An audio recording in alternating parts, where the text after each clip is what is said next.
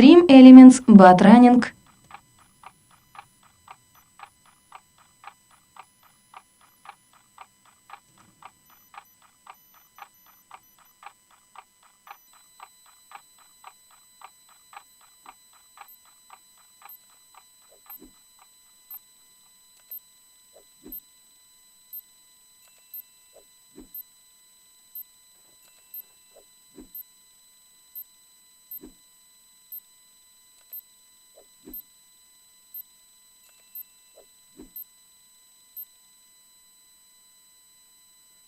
Всем доброго вечера, начинаем новый стрим.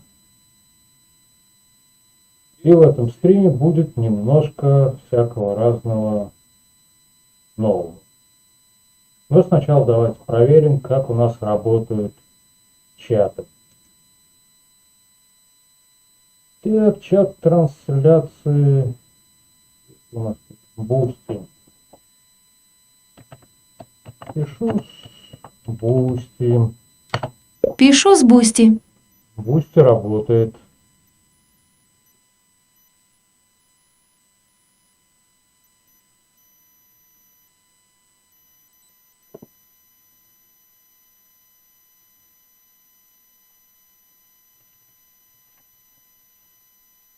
ВК Пишу с ВК. тоже работает. Ну и остался ютубчик.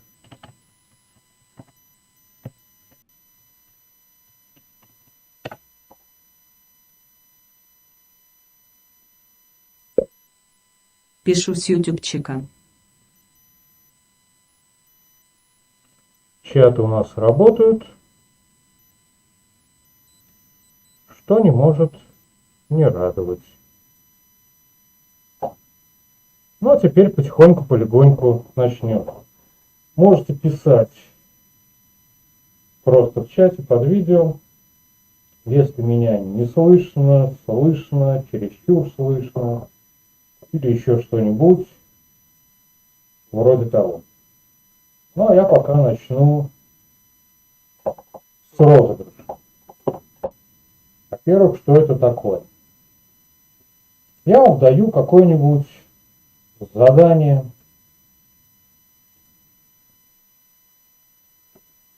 Ну, что-нибудь простенькое. Например, сегодня вы должны зайти, хотите на Boosty, хотите в ВКонтакт, хотите на YouTube, поставить лайк, расшарить, то есть поделиться в социальной сети, без разницы какой, без разницы сколько у вас там подписчиков, просто нажать поделиться и поставить лайк. И после этого поставить, вернее отправить в чат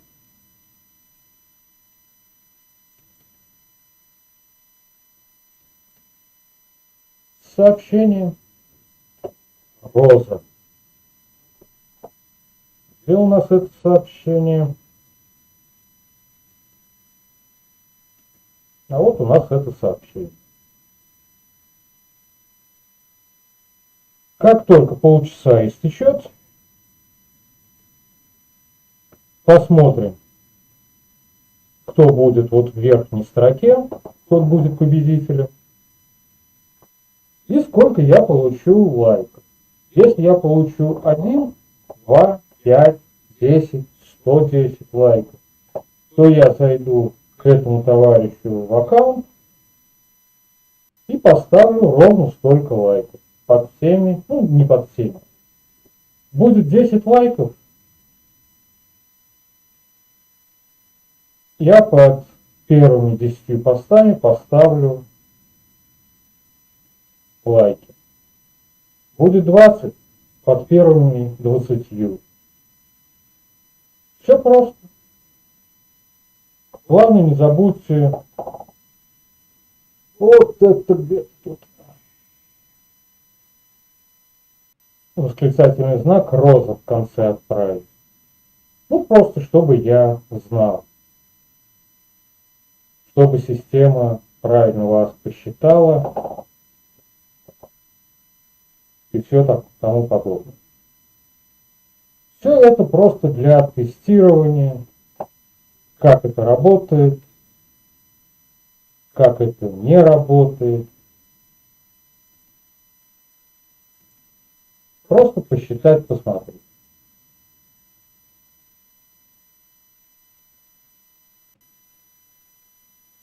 Ну, в общем-то, и все. Вот на этот самый овальчик внимания пока не обращаю. Это пока все запутано, замудрено. И, если честно, я пока даже совсем не знаю, будет оно работать, не будет. Поэтому на него пока внимания не обращаю. Ну, а пока потихоньку-полегоньку переходим к самому стриму. Поступают вопросы, откуда лучше всего брать информацию. Все зависит от того, какую информацию вам нужно взять. Если вам нужно что-то из фундаментальной науки, возьмите большую советскую энциклопедию, возьмите справочник, пособие, и там прочитайте все то, что вас интересует. Если вам нужно что-то, ну, например, из того, что вот только-только произошло,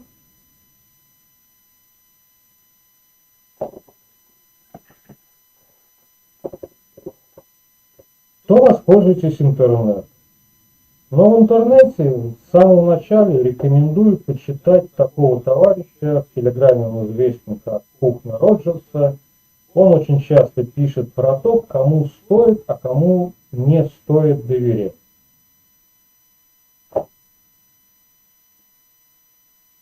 И я, если честно, полностью согласен с этим товарищем. Во-первых, если человек говорит от своего имени, говорит то, что он считает нужно сказать, он, может быть, врет, но врет не потому, что хочет соврать, а потому, что сам не обладает правдой. То он пишет от своего имени. Но если он боится назвать свое имя, то это наводит на грустные размышления.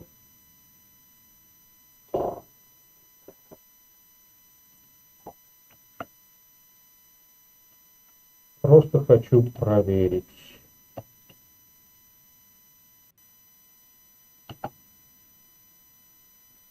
Роза.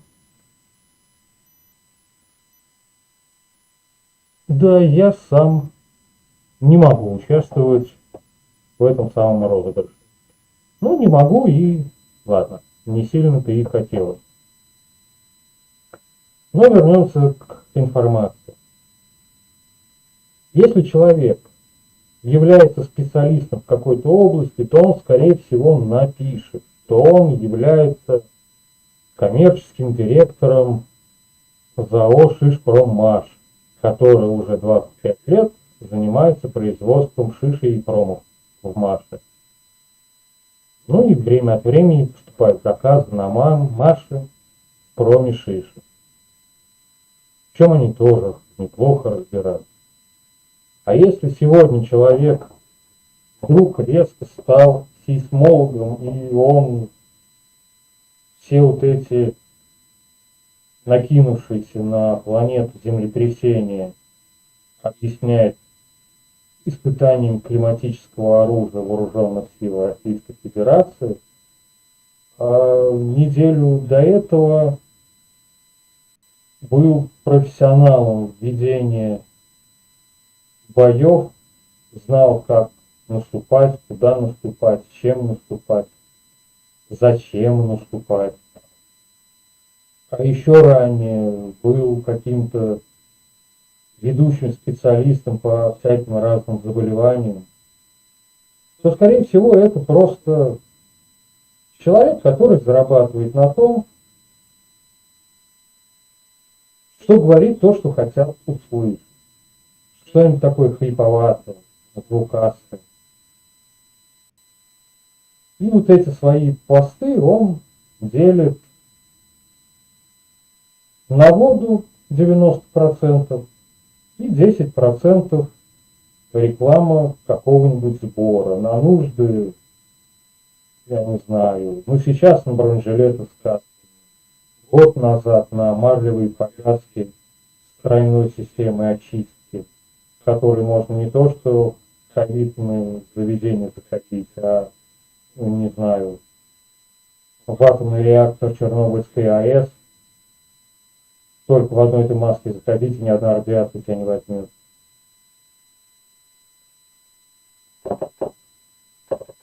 То есть все это как-то оно вот так. Такому человеку верить, ну если вам хочется, вы можете поверить. А если вам не хочется, то зачем?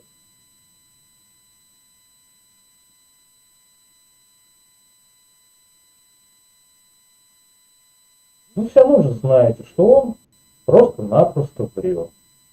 А если он врет,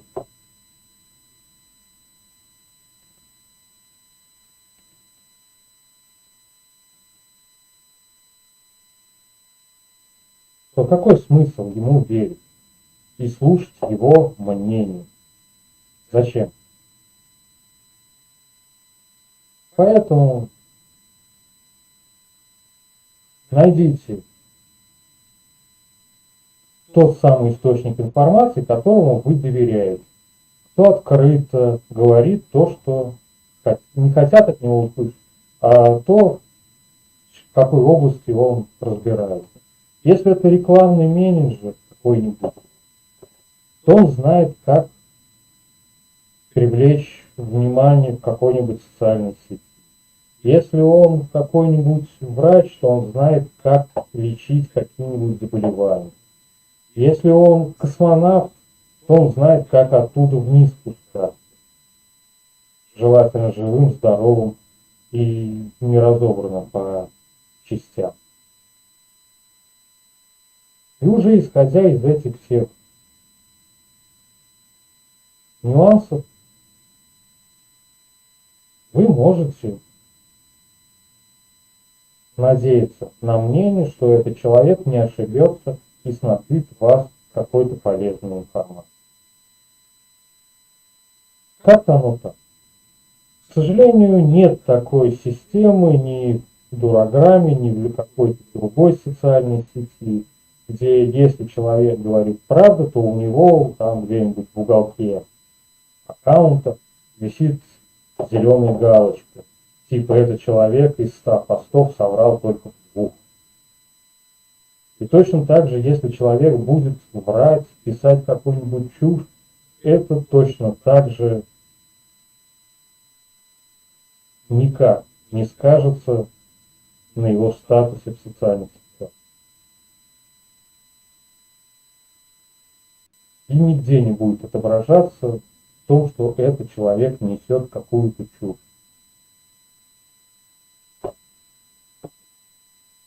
Поэтому вся надежда только на вас самих. На вашу голову, умение отделять, как говорили в старину, зерна от плевел. Ну а теперь переходим к основной части стрима, к вопросам, которые вы нам задавали.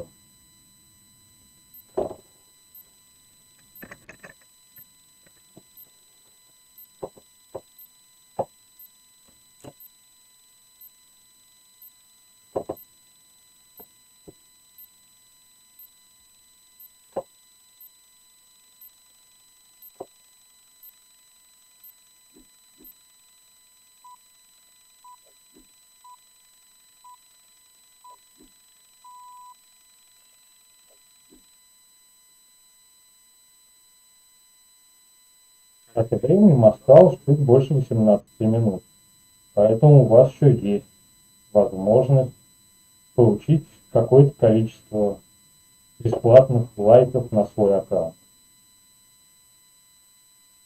Первый вопрос про китайский воздушный шарик, который какое-то время летал над Америкой. Если честно, комментировать данный вопрос совсем никак не хочется.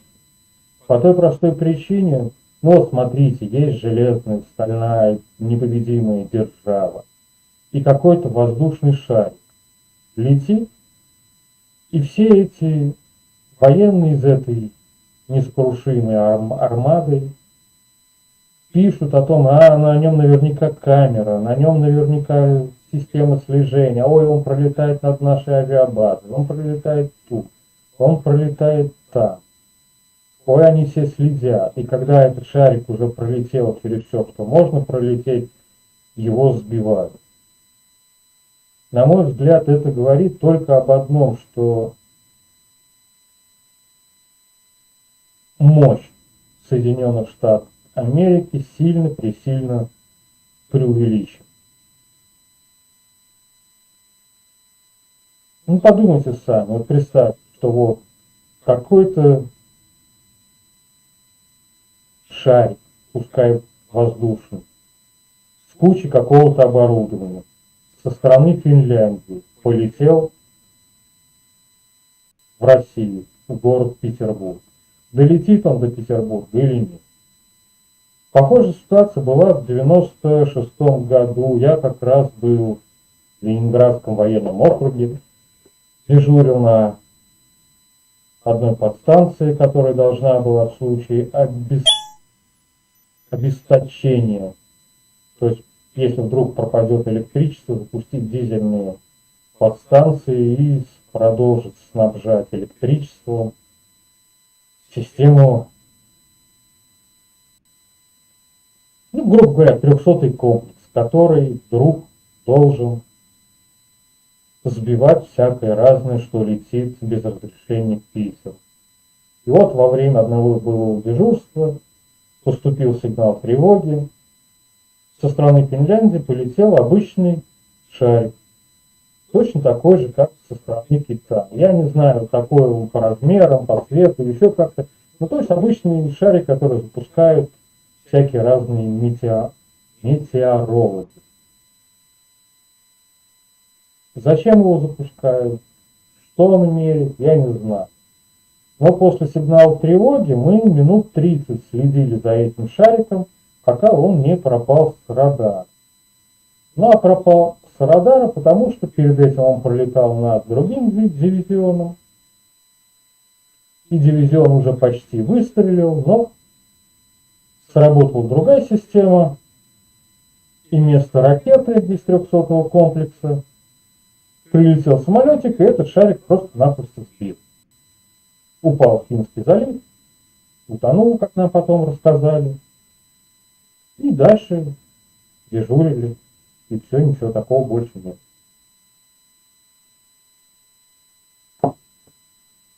А если учесть, что это середина 90-х, святые 90-е, когда полный развал во всем, что можно развалить, разломать и всякое тому подобное, а тут шарик летит. Ну, как-то оно вот так. Я не знаю, может быть, это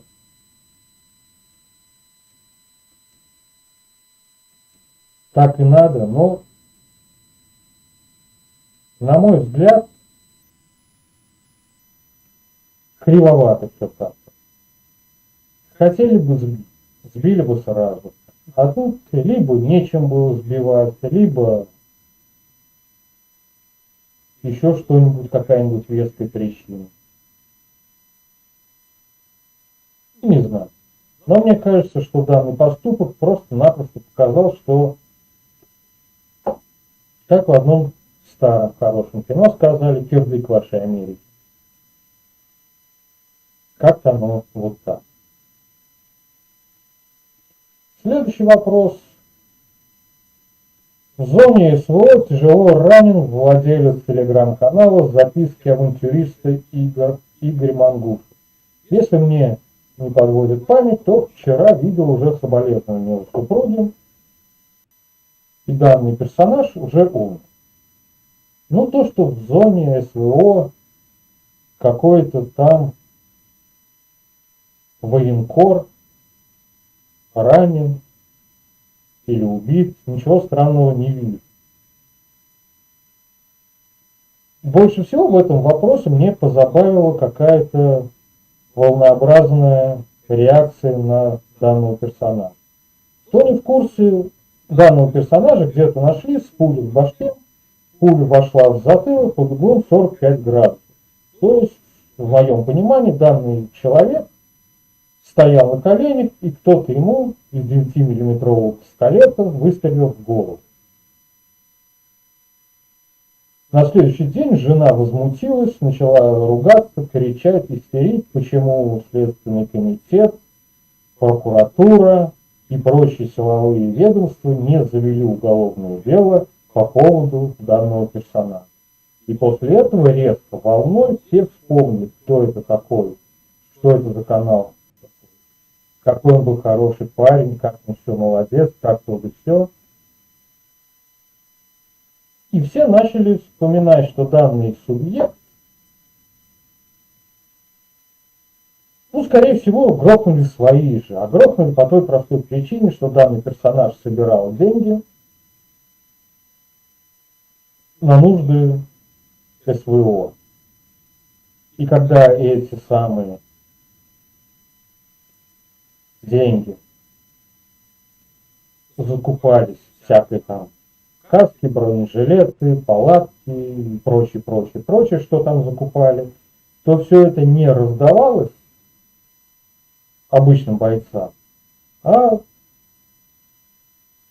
майор Иванов, полковник Сидоров и генерал Генералкин, фамилии просто от балды,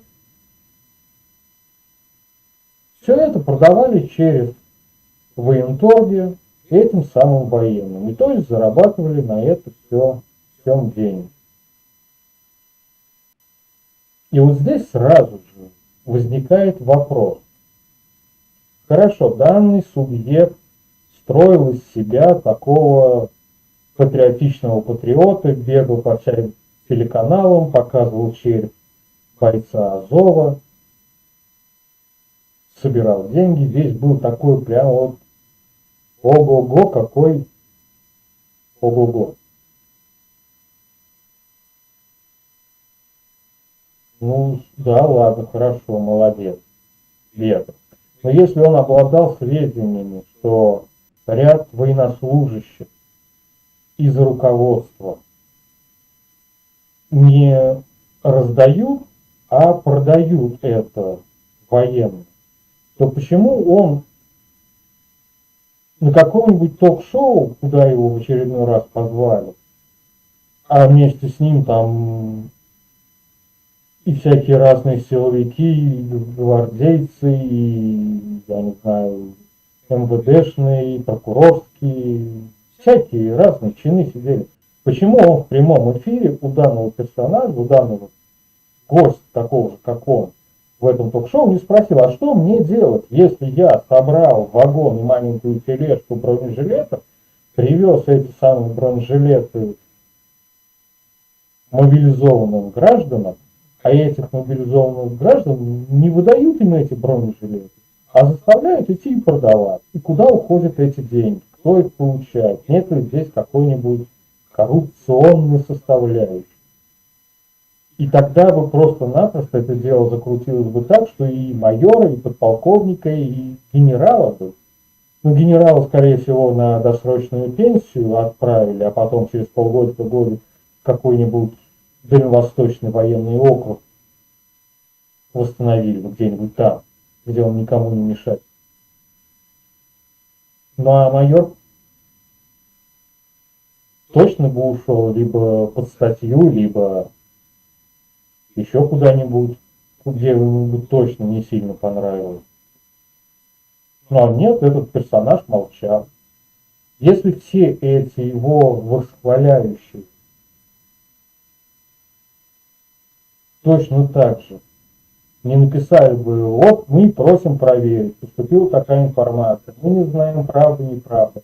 Но данный персонаж зарекомендовал себя с честной стороны, и мы ему верим, но просим проверить. И одно письмо в прокуратуру, а одно письмо в какой-нибудь газету. И у себя в телеграм-канале с парой-тройкой десятков подписчиков сделал скриншот. Вот смотрите, я написал бумагу, подождем, что ответит прокуратура, что ответит Следственный комитет, что они все скажут. Правда ли это все или нет.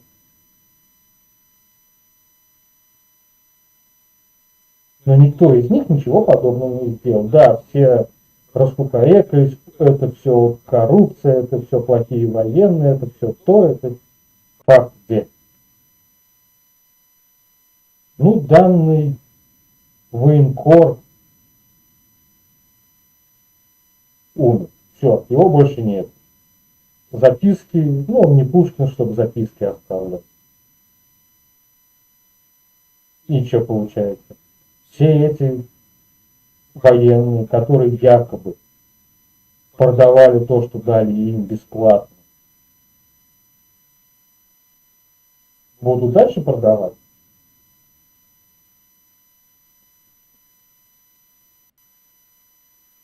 Ну, как-то не вяжется со всякими разными.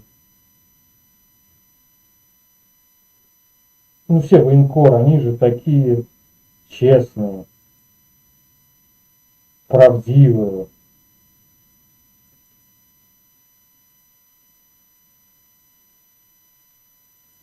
Ну и куда вся их правда делать?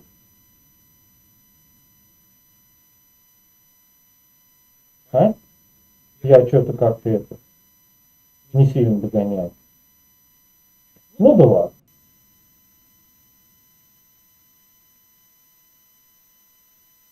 Есть такая поговорка, что о мертвых только правда и ничего кроме правды. Ее потом переделали в то, что о мертвых только хорошо. Ну нехорошо, только правда и ничего кроме правды.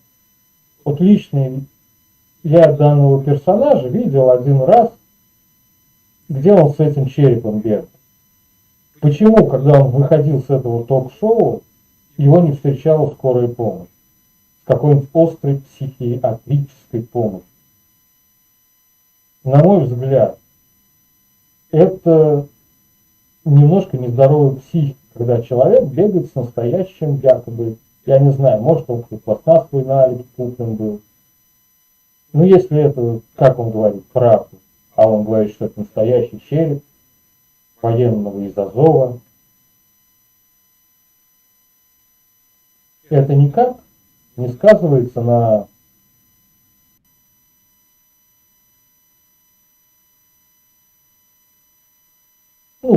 не знаю. Лично я данному персонажу не сильно доверял, его Телеграм не читал и читать не буду по понятным причинам. Ну и если честно,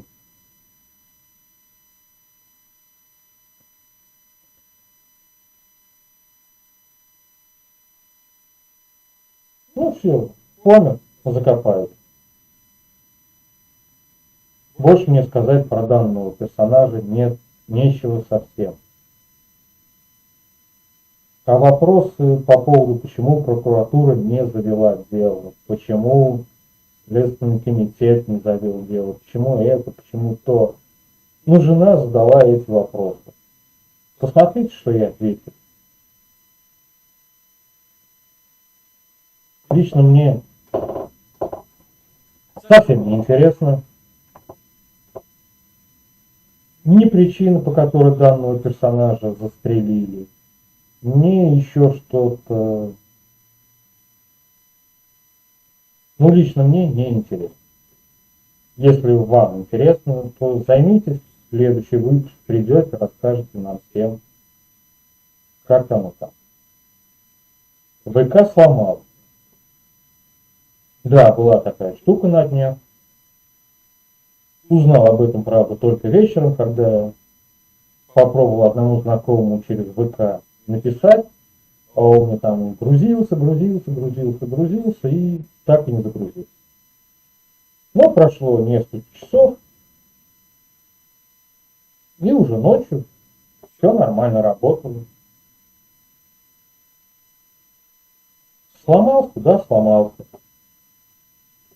Починился.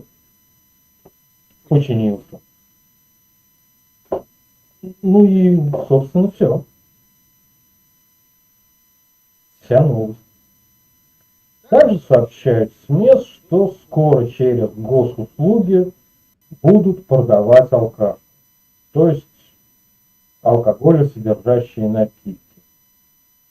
Немножко погуглил и выяснил то, что на госуслугах не будут продавать ни никотиносодержащие, ни алкоголесодержащие, ни какие-либо другие товары. А просто магазин, который торгует алкоголем или никотиносодержащей продукцией, табаком, например, или каким-нибудь вейпом, прочей какой-нибудь вещью, которую можно продавать только лицам, достигшим совершеннолетия, то есть 18 лет. Вот этот самый магазинчик оборудует у себя специальную штуку, чтобы в этом магазинчике можно было авторизоваться при помощи госуслуг. Он там авторизуется. И как только желающий купить алкашку, никотинку, смолку и прочее, заходит, авторизуется через госуслуги, и у хозяина магазина сразу же видно, достиг данный персонаж 18 лет или не достиг. Можно ему продавать или нельзя. И на данный момент это все пока что обсуждается. Просто да, людям хочется продавать через интернет. И они предложили вот такой вариант. Примут этот вариант, не примут. Хрен его знает. Поэтому как-то оно вот так. А тем временем наш 30-минутный розыгрыш подходит к концу, осталось меньше полминуты. И давайте посмотрим, может быть, кто-нибудь успеет сделать все. Отправить розу, поставить лайк, поделиться в соцсетях. Кстати, интересно, вот у нас контакт. Если я поставлю лайк,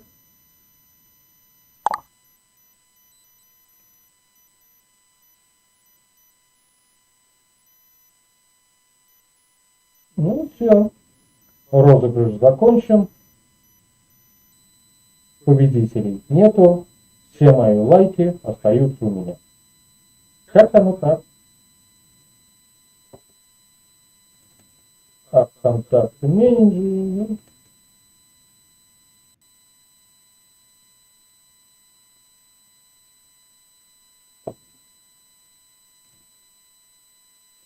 И переходим дальше к следующим вопросам. ФСБ проводит чистку телеграм-сборов на нужды СВО. В принципе, нужно было сразу же взять за жабры Павлика Дурова и запретить ему какие-то там проводить сборы. Или хотя бы уведомить лиц, которые будут проводить сборы, о том, что это является нарушением правил, не сильным, но в данном случае Telegram будет уведомлять различные силовые структуры, что данный персонаж занимается тем-то, тем-то и тем. Согласно действующему российскому законодательству. Как я говорил уже много-много раз, из 100 сборов на нужды специальной войсковой операции, ну хорошо, если из 100 5 на самом деле соберут и полностью отправят на нужды СВО. Как правило, на нужды СВО отправляется небольшая часть. Ну, во-первых, смотрите, телеграм-канал ведет, ну, к примеру, 2-3 человека. Какой-нибудь копирайтер, какой-нибудь рекламщик и какой-нибудь еще кто-нибудь. Они объявляют сбор на нужды СВО. Хотим купить 1000 касков, 2000 резиновых сапог, ну и какую-нибудь сетку для маскировки белого цвета, чтобы можно было лежать в снегу и тебя не было видно. Ну, к примеру. Реклама работает хорошо, в канале 1000, 10, 20 живых подписчиков. И они собирают где-нибудь 100, 200, 300, 500 тысяч рублей. Публикуют пару-тройку фотографий, скриншотов, смотрите, вот какие большие там деньги присылают, какие люди молодцы, какие то, какие сё.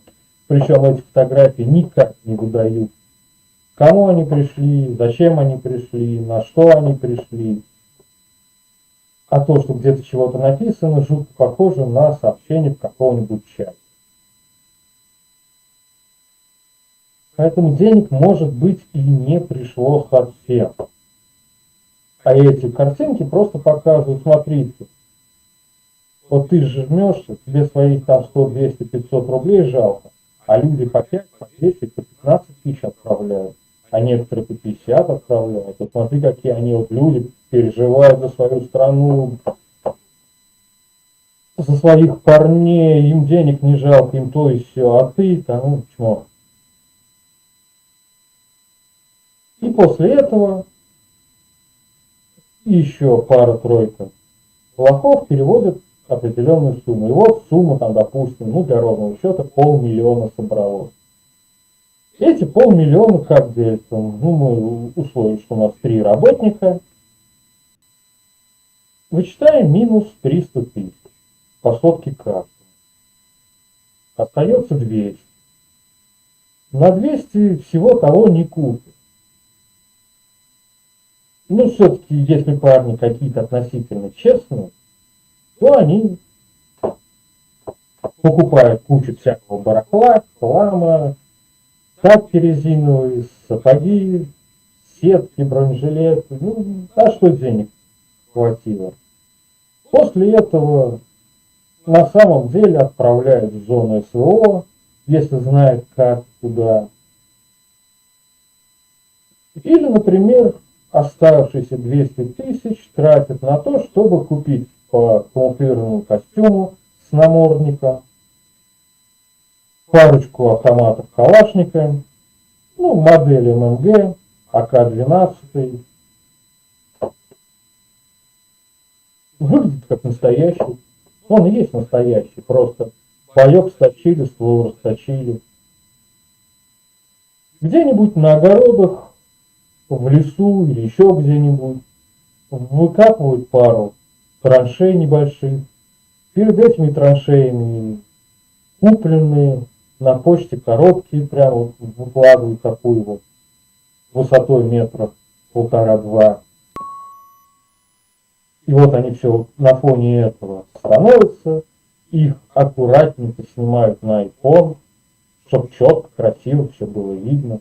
И они: ребята, спасибо за то, что вы купили нам сапоги, бронежилеты, каски и патроны к моему новому АК-12 плюс. прямо все, а вот этот прицельчик будет супер-пупер классно. И все, 500 000 разошлось по рукам. Вы думаете, что вы помогли, они думают, без лоха и жизнь плоха. И я объявляю следующий сбор, а потом еще один и еще один. Но изредка попадаются люди, которые просят отчетность.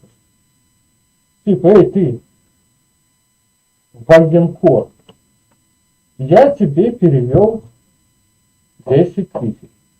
На что они были потрачены?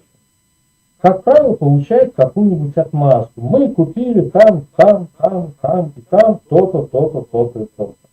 Данный ответ нормального человека никогда не устраивает. Мы купили там-то и там-то, то-то, то-то и то-то.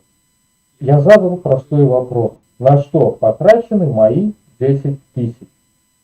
Чек. Товарный чек. Акт купли-продажи. Есть куча способов бюрократически отметить эту самую куплю-продажу. И вот здесь начинается проблема. Как правило, деньги собираются на личное обогащение, а не на какие-то там нужды в зоне СВО. Таких бумажек нет. Вам могут показать чек, как купили в iCases новый iPhone. Но это придется очень долго объяснять, зачем в Донецке новый iPhone. Почему там 150 новых Моторолов или Сименсов не подошло. Звонить точно так же могут. А стоит дешевле во много-много раз.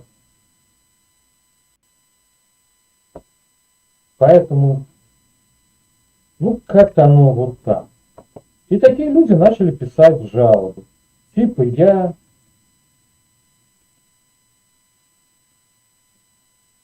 отдал деньги.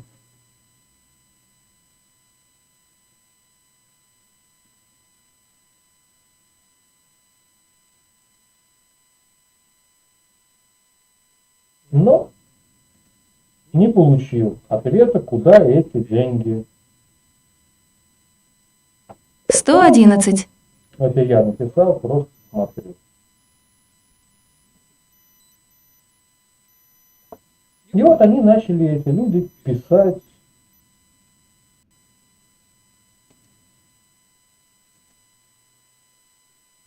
примите меры, разберитесь, то-то, сё-то. И ФСБ это надоело, и они решили провести неделю чистки.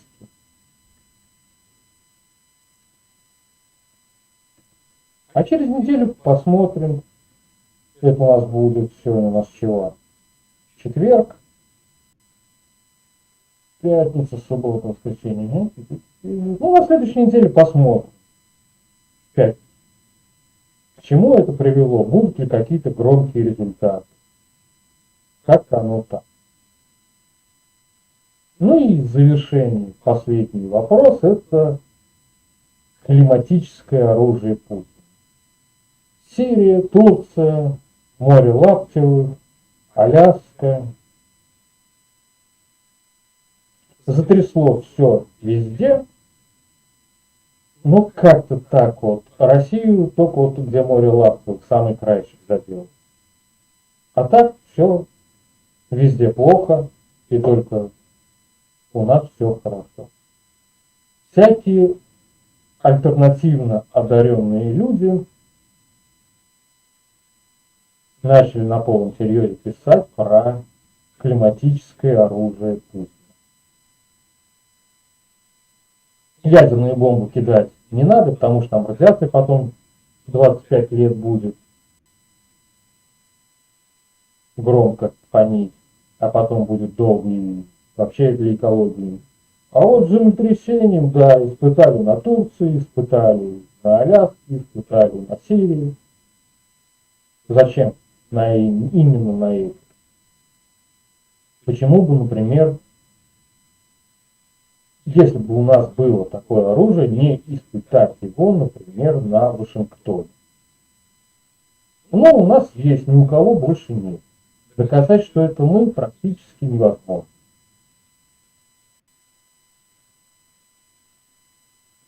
А это был Вашингтон вечером, а утром уже нет. Новые выборы, новый президент, то да все. Не понравилось, как этого, какого там нового президента, еще один город с землей сравнивать. Почему нет?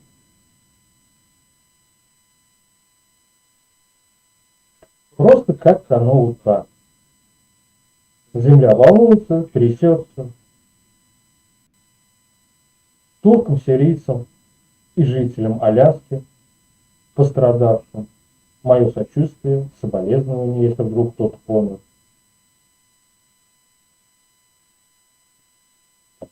Ну, собственно, и все. Переходим к киносериальной части.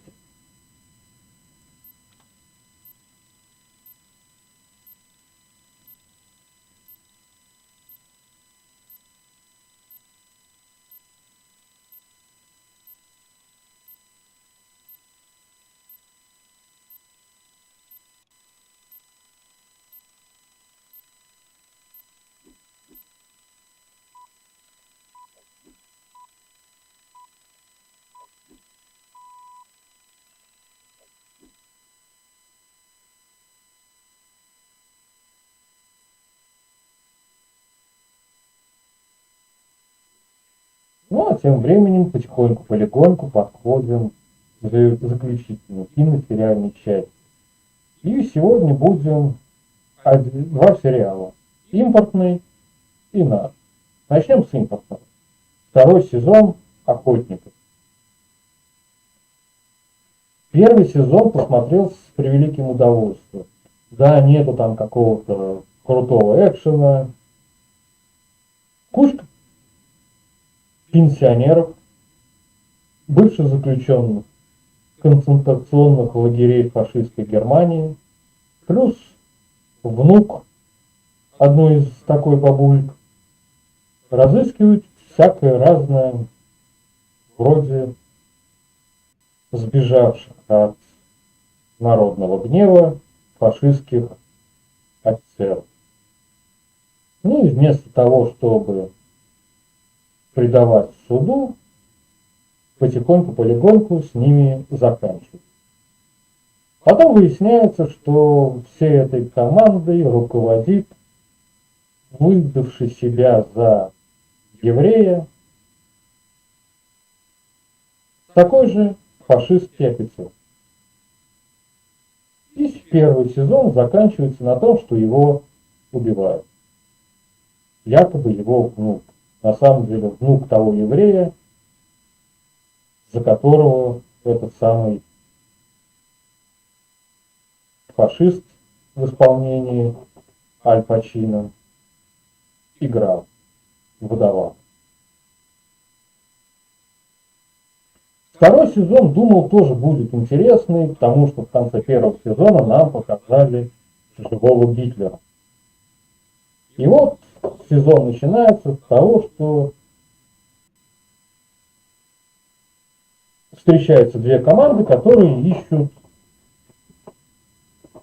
ушедших от правосудия фашистов. В конце второй серии одну из команд почти полностью расстреливают.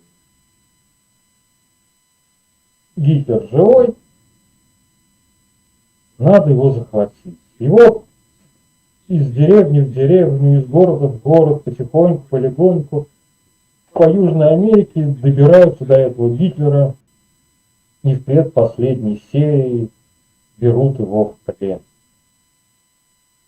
Потом целую серию его судят, и, как вы думаете, в какой мере наказание Гитлера наказывают? Пожизненное заключение без права на УДО. Причем где-то там, в Южной Америке. Ну, При том, что судили его немцы, евреи, русские и, по-моему, англичане. То есть, в принципе, вполне можно было бы его просто-напросто взять и прям сзади сюда расстрелять. Но нет. Да здравствует наш суд, самый гуманный суд в мире, пожизненное заключение. И все это чередуется с воспоминаниями того самого немца, который выдал себя за еврея. Зачем ему это надо было, как он это все устраивал, как нанимал, как делал то, как все. Подруга главного героя. Да мне все равно, плохие, хорошие, то, все, ты убийца, все, я с тобой не дружу. В последней серии приходит обниматься, целоваться. Все, поняла, простила.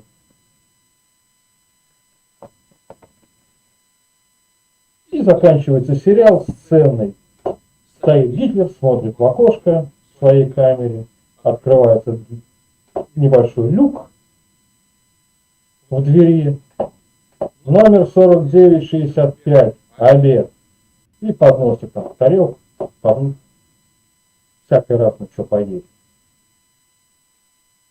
И камера назад уходит, 4967, вы что, не знаете, как меня зовут, да то, да все, под это бурчание кинопока. Буду ли я смотреть третий сезон? Скорее всего, начну. Потому что если бы я смотрел первый сезон, то я стал смотреть второй. Но если бы я начал смотреть со второго сезона, то я, скорее всего, посмотрел бы до второй, третьей серии, удалил бы его и больше бы не вспоминал. Второй сезон прям откровенно провал. Лично мне не понравилось вообще никак. Но здесь Гитлер остался живой. Один американец, который тоже считает себя новым арийцем, убежал от полиции и, пообещавший завязать своей девушке, главный герой сидит, пьет там кофе, со своей девушкой болтает, улыбается, а сам краем глаза наблюдает за одним офицером СС, который давал показания на суде о том, что Гитлер виноват. То есть вроде как бы продолжение будет. Но если честно, смотреть нет никакого желания. Второй сезон все подпустит. Ну и наш отечественный сериал под названием «Просто Михалыч». По сюжету все очень просто. Москва – хороший город, хорошие люди, особенно если занимают хорошую должность. И к этому хорошему человеку в гости приезжает его двоюродный брат из глухой сибирской деревни. Приезжают жалобы, всякие разные плохие люди решили вырубить лес. Надо бороться и этот лес оставить на месте. И хороший человек узнает то, что, оказывается, его самого назначили старшим за вырубку этого леса. И вот они начинают бороться, то все надо и жизнь себе спокойно оставить, спокойный, богатый, и родственнику дальнему помочь. А родственник Владимира Епифанцева играет. Это что-то с чем-то. Ну, такой гопник из середины 90-х. Ты подойди к нему, скажи это, и посмотрим, что он. Понял? Понял. Подходит, эй, ты, из всего размаха в крюге. Ну, надо бы, мы же договаривались, что ты что-то скажешь. Ну, да, ну, что-то как-то оно не пошло.